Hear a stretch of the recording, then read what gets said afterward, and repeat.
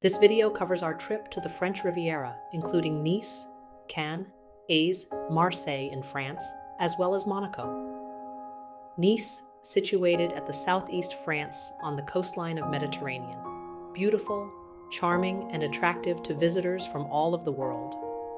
It is well known for its mild Mediterranean climate, long beaches, and natural scenery. We started our day by climbing up to the Fort du Mont Alban for getting the panoramic view of the city.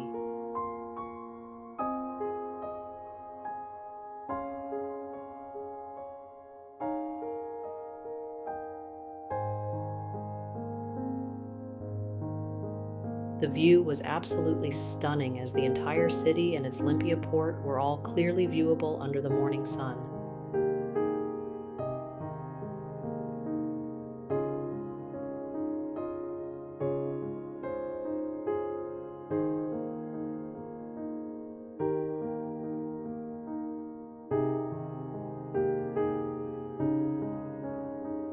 We didn't expect to see people in the water in mid-November, yet we spotted some serious fast swimmers breaking the blue surface with their strokes. I am not sure about the water temperature, but I bet it was a great workout at the very least.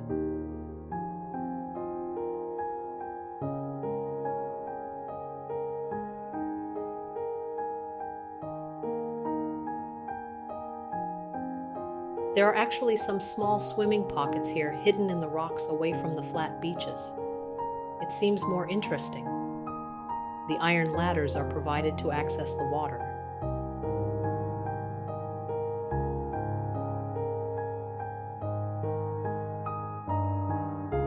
Walking along the coastline and passing through more beaches and nice restaurants.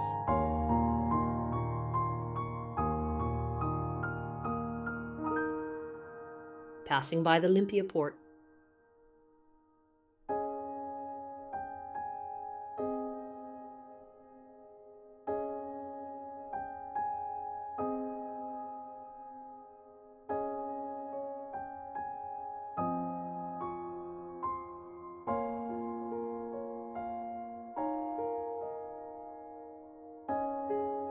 The Promenade des Anglais is an iconic 7-kilometer pedestrian walkway along the Mediterranean Sea, with the city and the hills on one side and the beaches and the sea on the other. I have never seen the palm trees with so many fruits before. Right before we departed the city, I decided to get a quick dip in this turquoise blue Mediterranean Sea before the sunset. The weather was in the low 60s, but quite windy though. Strong waves sure pushed me around. However, the water felt great and was a lot of fun.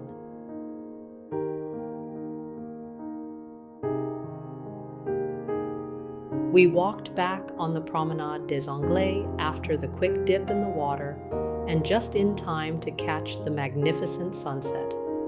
What a perfect ending of our visit in this lovely city.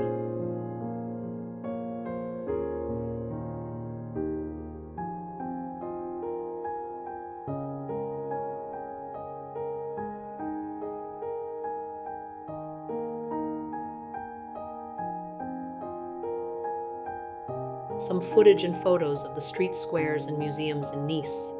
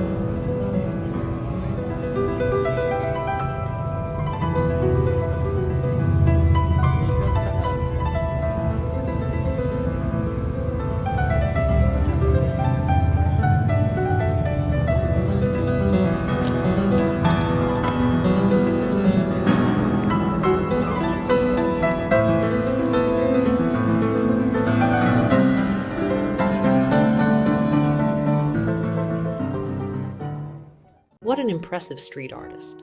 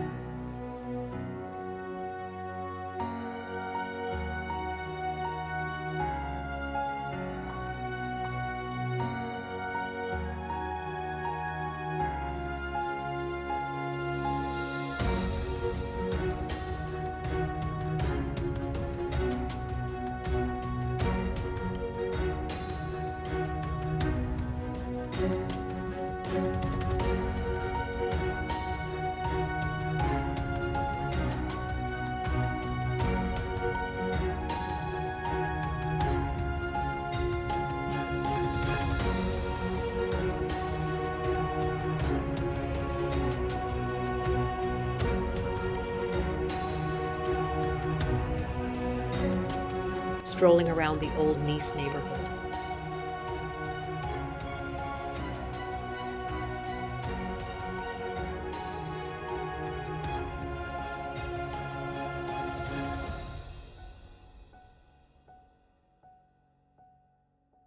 We definitely love our experience here in Nice. The amazing scenery is unbeatable, and we will remember this trip for a long time.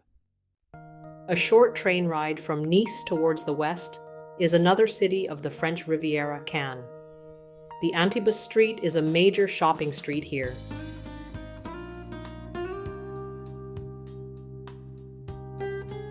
The beach here is even wider with much granular sand compared to the beach in Nice.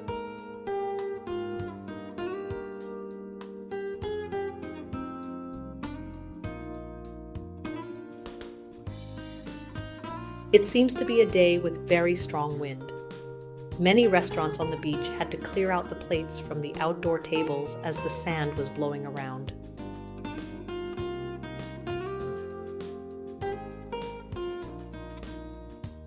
That's the Carlton Hotel right there. Cannes is known for being the host city of the annual Cannes Film Festival. Well, somebody got to walk the famous red carpet.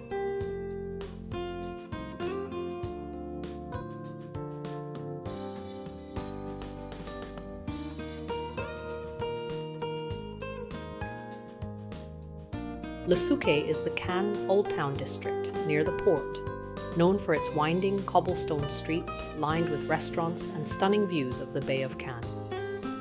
According to history, Le Souquet is the old Roman settlement and the original site of Cannes, situated on a hill. We are heading to the Château de Le Souquet next.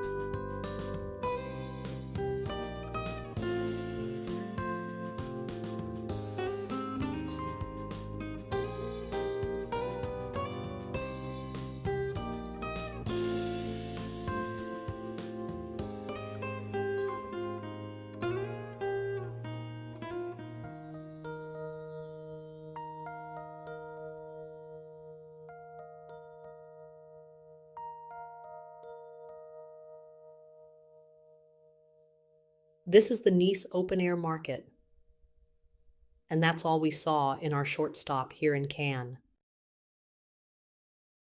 A short distance from Nice to the east, a small city called Ise on the French Riviera sits on top of the hill.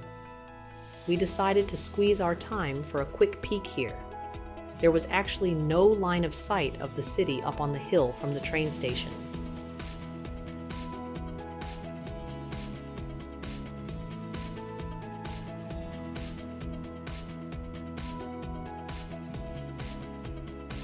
The bus to town comes every hour, so we made our mind to climb up the hill on foot. Should take about an hour and a half.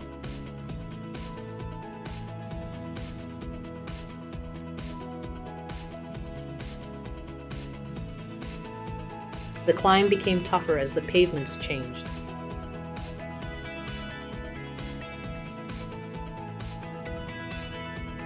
As we were elevated, we can see some of the houses on the hillside.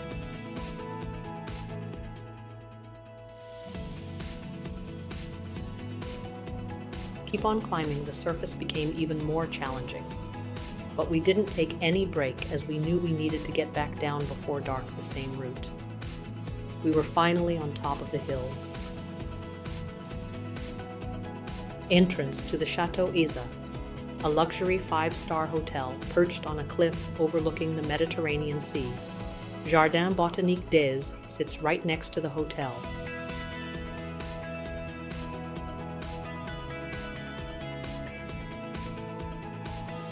Perfume is famous here, but we did not plan ahead for a tour here.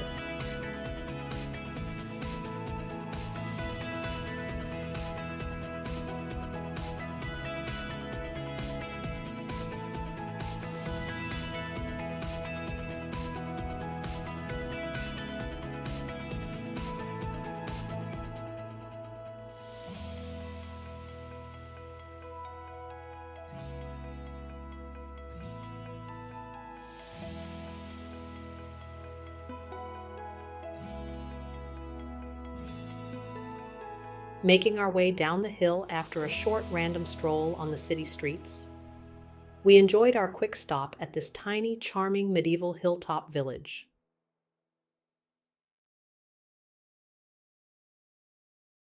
Once you get to Nice, it is very hard not to pay a visit to Monaco, sovereign principality located along the Mediterranean Sea in the midst of the resort area of the French Riviera. Our first stop was the Prince's Palace of Monaco. Located atop of the hill is the official residence of the Prince of Monaco. It was built in 1191 as a Genoese fortress. We found out that there was going to be a planned event here in the morning. Hence, we kept on going to see other places.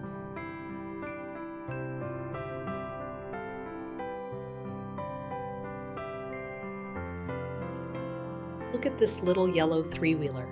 I hope I can capture it before it disappears again. So cute. Monaco Cathedral, built in 1875.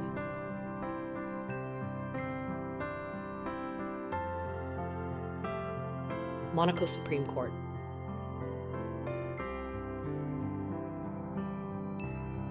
So far, we have been in this oldest district, also called the Rock of Monaco, a 200 feet tall monolith on the Mediterranean coast of the Principality of Monaco.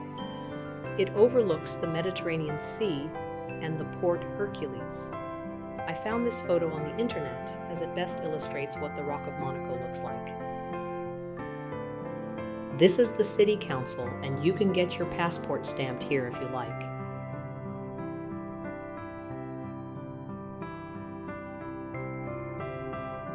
Standing on the south edge on the Rock of Monaco facing the water, the building to the left is the Oceanographic Museum of Monaco.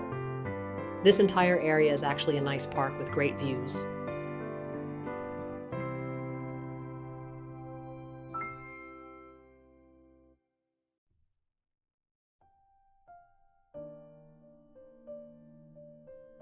The front view of the Oceanographic Museum of Monaco.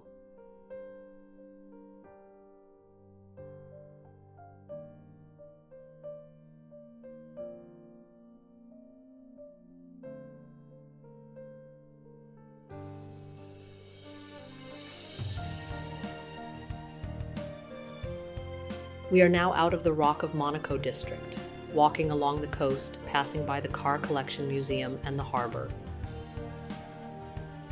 I enjoyed marveling at different buildings situated on the hills overlooking the beautiful harbor and the blue water. Really picturesque, isn't it?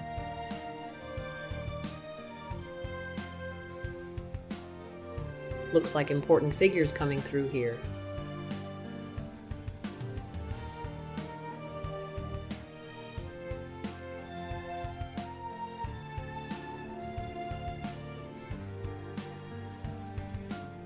The Monte Carlos Casino, located in Monaco's luxury district, was built in 1863 by Charles III, the ruler of Monaco, to finance the country's economy.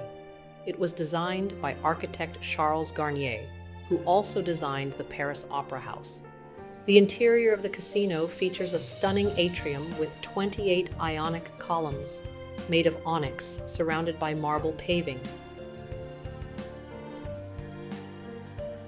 A Japanese garden in the middle of the city, a tranquil place to escape all kinds of traffic and construction noises.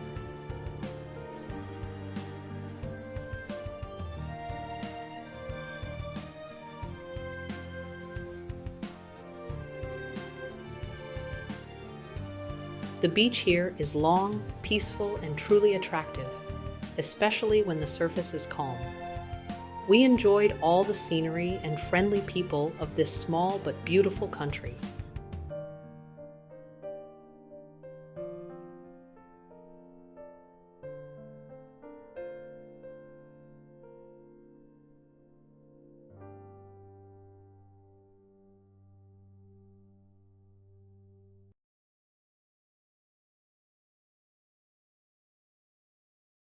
Marseille is the second most populous city in France. It has been a trading port since ancient times. It is also the oldest city in France. Of course, we had to see the famous Old Port as soon as we arrived here. The big square by the port serves as a market in the morning. Many choices of plants, fresh flowers, and fresh sea creatures are sold here. This place is very vibrant.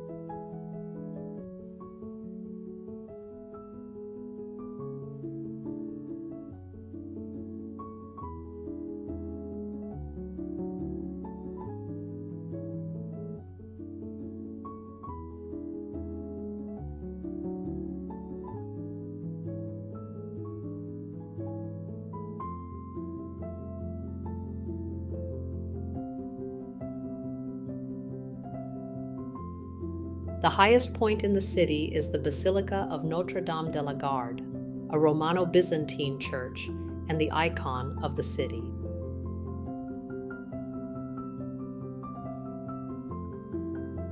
The best bird's eye view is no doubt from up here, as you can see Marseille and the nearby islands. The locals also suggested that we come here for a spectacular sunset view.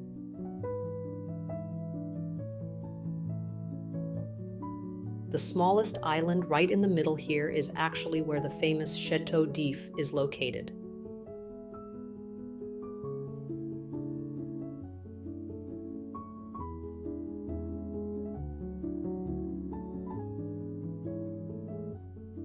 The basilica on top of the hill is a huge landmark of Marseille and can be seen far away from many places in the city.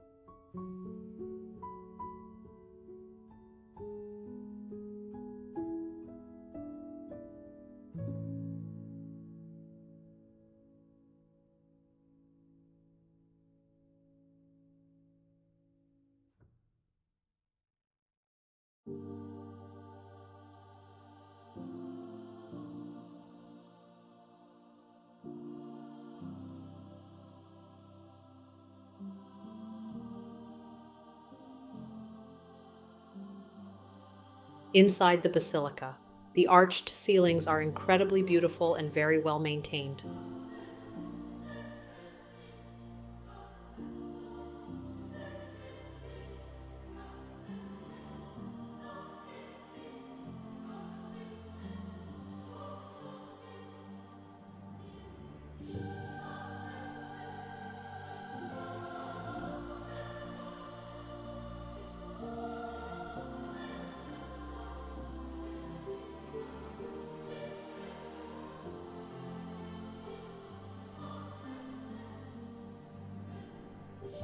The Parc Longchamp is located in the heart of Marseille, situated on the Plateau Longchamp, a historic area that was once a major issue for Marseille due to its water scarcity.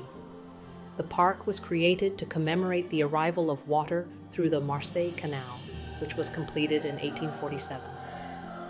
The design, including a monumental fountain surrounded by two imposing wings.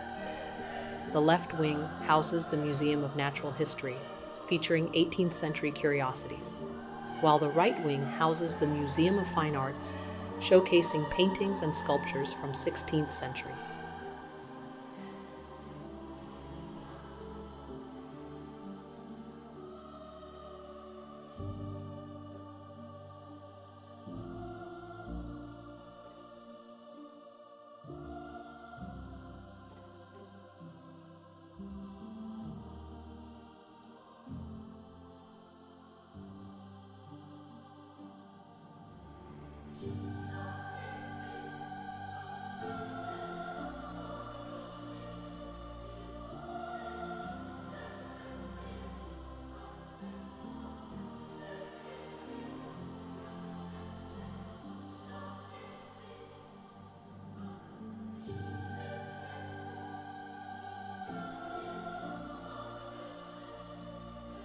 The Marseille Cathedral on the waterfront.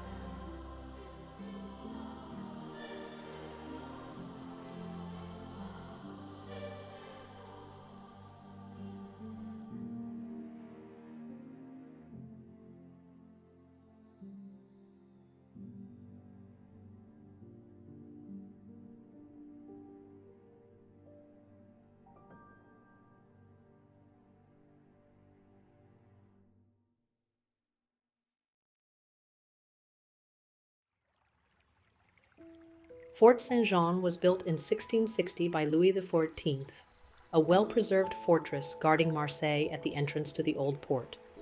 It is open to tourists and definitely worth the time. Facing the Fort Saint-Jean is Fort Saint-Nicolas, built in the same time frame. In the 18th century, Fort Saint-Nicolas was used as a military prison and garrisoned. Today, it remains a significant historical landmark and witness to Marseille's history. Last but not least, we are getting on the ferry to pay a visit at the Château d'If.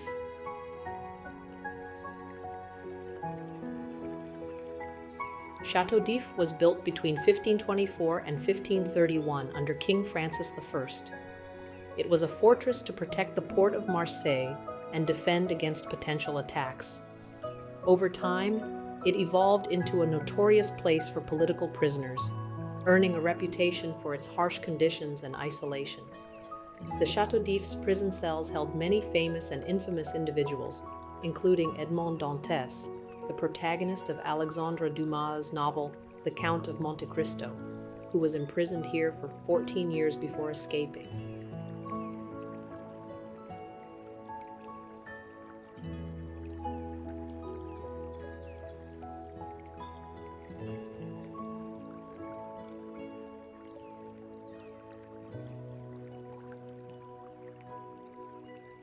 This hole under Edmond Dantes' bed depicts the tunnel digged by him, but only finds out that the other end is Jean-Paul's cell, another political prisoner.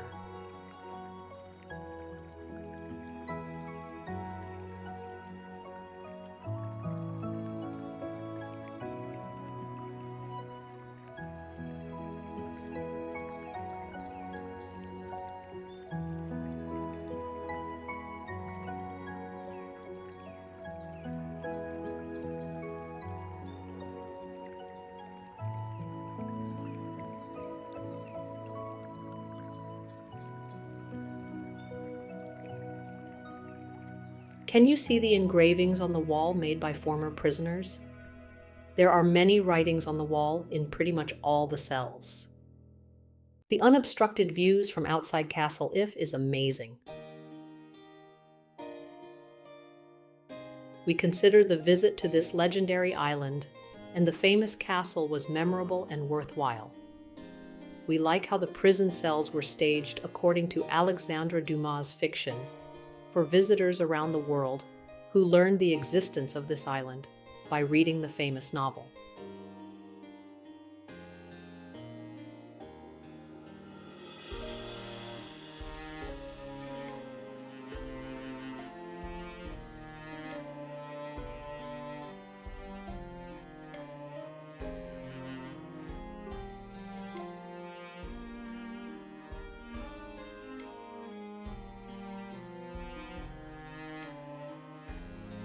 La Vieille Charité was built for the poor between 1671 and 1749. It now serves as a cultural center. Marseille's old town. Murals and graffitis seem to be standard here.